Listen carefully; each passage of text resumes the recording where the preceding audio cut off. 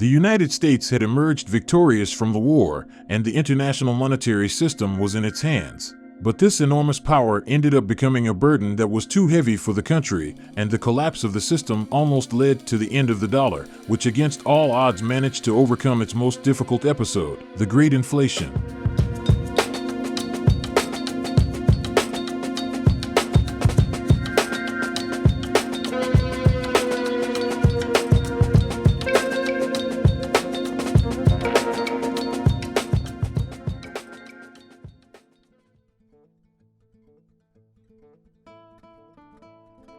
In 1944, 44 countries participated in the Bretton Woods Conference to establish an international agreement to define the global monetary system.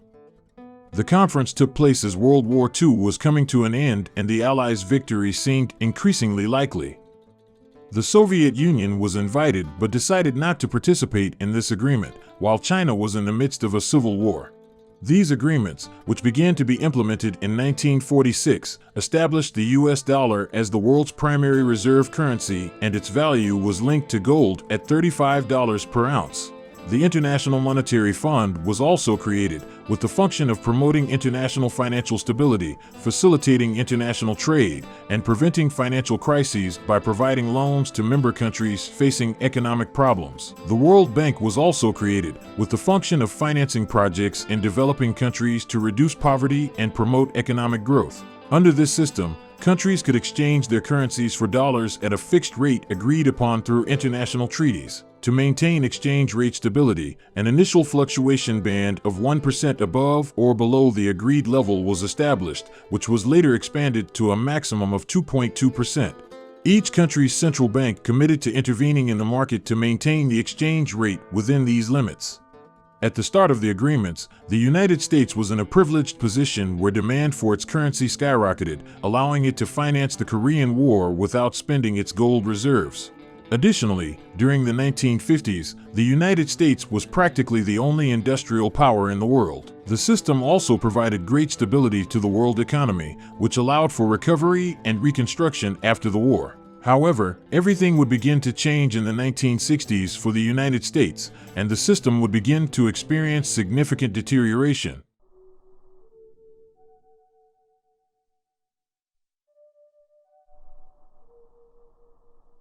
The United States began to have deficits in its balance of payments, meaning that more dollars were leaving its economy than entering. And while this was appropriate and necessary in the system, because the dollar was the international trade currency, the United States began to see how its gold reserves, which it had accumulated throughout the century, rapidly during the Great Depression and the war, were now beginning to fall. As part of the agreements, member countries could request the exchange of dollars for gold, and often that was precisely what they did.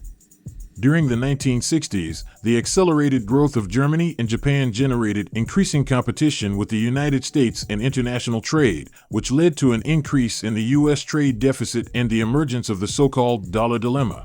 The dollar dilemma referred to the difficult choice that the United States faced regarding its monetary policy. If it opted for a strict monetary policy, it could stabilize the international monetary system, but at the cost of sacrificing economic growth and competitiveness in exports due to the strength of the dollar.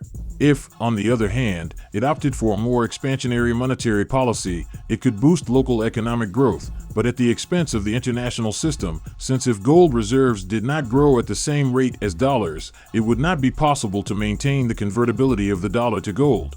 And this is precisely what happened. During the 1960s, U.S. military spending related to the Vietnam War and the Cold War, as well as the space race and national programs to reduce poverty and racial discrimination, such as the Great Society, contributed to an increase in the country's budget deficit, which, together with the trade deficit, caused a large amount of dollars to be created, while the country's gold reserves continued to decline. And the dollars in the hands of foreign countries quickly exceeded the gold reserves of the United States to respond to this agreement, with many of these countries requesting convertibility and further deteriorating the reserves, entering into a vicious circle. As a result, the United States went from having more than 20,000 tons of gold in reserves in the early 1950s to less than 10,000 20 years later. And in 1971, President Richard Nixon announced the temporary suspension of the convertibility of the dollar to gold, effectively ending the Bretton Woods Agreement, although not officially.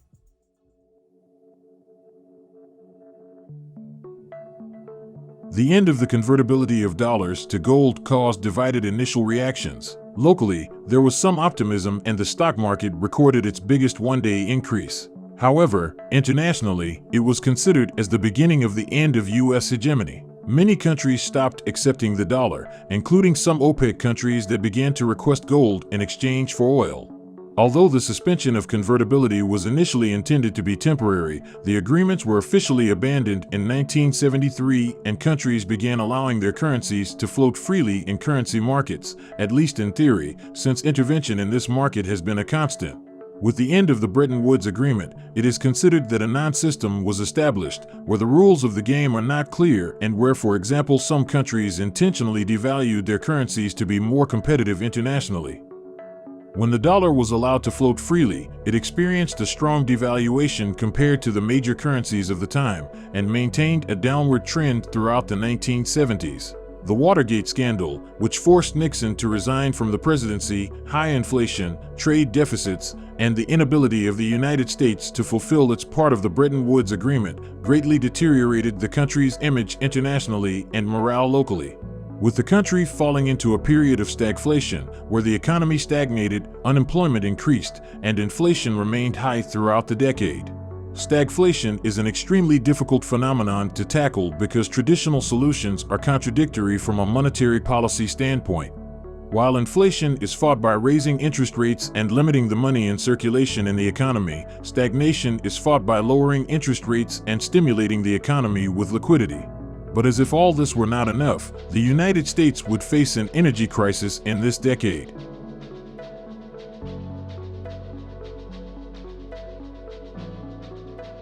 Although the United States is currently the world's largest oil producer and can easily meet its domestic demand, this required decades of strong investment in developing technology to achieve it.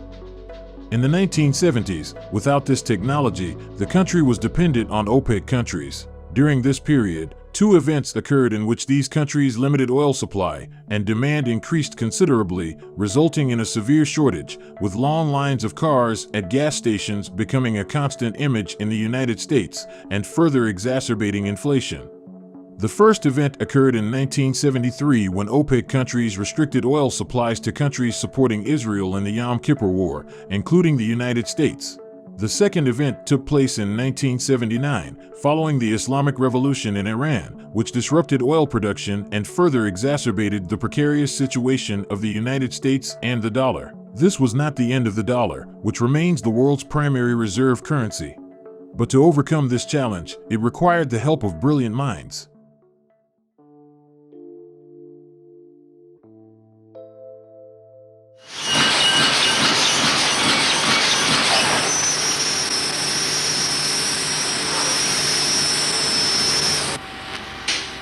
What happened to all that noise? That's what would happen to inflation if we stopped letting the amount of money grow so rapidly. This is not a new idea. It's not a new cure. It's not a new problem. It's happened over and over again in history. Sometimes inflation has been cured this way on purpose. Sometimes it's happened by accident. Milton Friedman was an American economist winner of the Nobel Prize in 1976 for his achievements in the fields of consumption analysis, monetary history, and theory, and for his demonstration of the complexity of stabilization policy, and had enormous notoriety during the 1960s and 1970s for his ideas on the free market, his great debating skills, and for becoming one of the most prominent figures in monetarism. Friedman argued that inflation was always a monetary phenomenon, occurring when the amount of money in the economy grew at a rate higher than production, and therefore, if the United States wanted to solve its inflation problem, it needed to adjust its money creation. In other words, if there was a large amount of money in the economy chasing few goods, there would be an increase in prices and thus inflation. This idea, which served as the basis for solving the United States inflation problem, has been debated by other economists, and Friedman himself acknowledged in his 2006 article The Role of Monetary Policy, published shortly before his death, that the relationship between money and inflation is not completely linear. This is due to many reasons, with some of the main ones being the different measures of the amount of money in the economy, limitations in the way inflation is measured, absorption of money by financial markets, use for international reserves and trade, among others that distort the relationship. Furthermore, its practical application is complex because not all money is created directly by the central bank, but rather most of it is through loans made to commercial banks. However, despite all of this, the basic idea of his thesis remains true and had a strong influence on the measures taken by the Federal Reserve, led by one of its best presidents, Paul Volcker.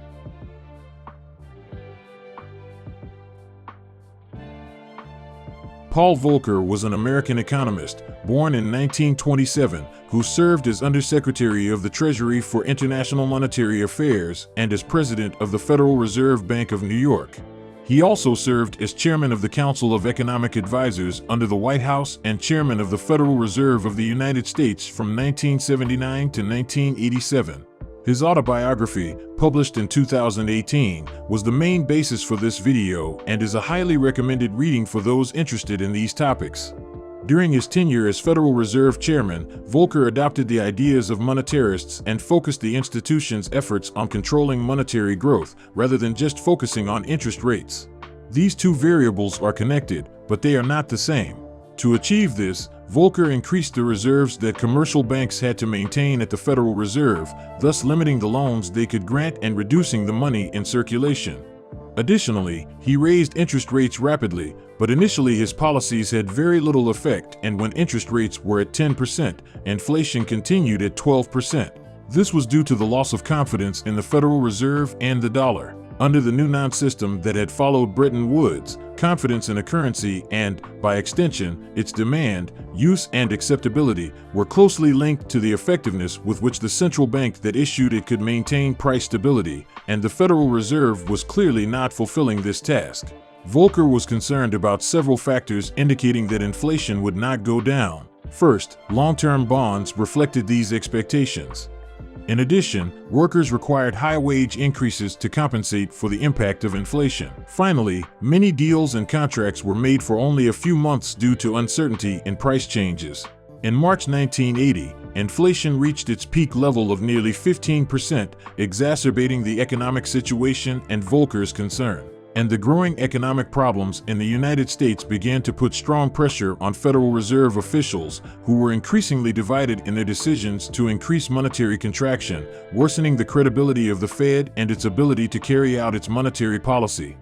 Political pressures did not wait, and as a consequence, there were protests by farmers with tractors around the Federal Reserve, and a security personnel was assigned to Paul Volcker due to the threats received, reflecting the difficult task he faced during these years. But despite the pressures, Paul Volcker managed to maintain the course of the Federal Reserve's policy, and interest rates reached a historic high of 19.1% in June 1981, which gradually allowed inflation to give ground and drop to single digits, with the dollar revaluing and regaining its position as the main reserve currency that it still holds today.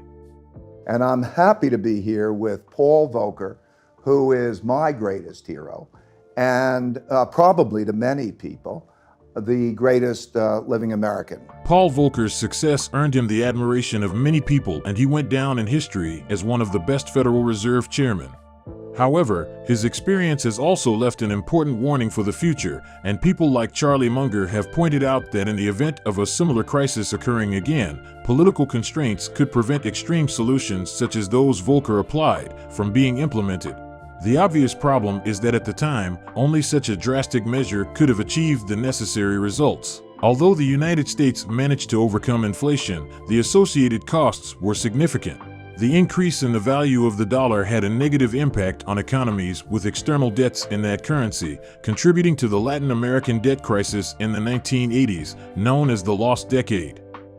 On the other hand, the U.S. economy suffered two major crises during that period.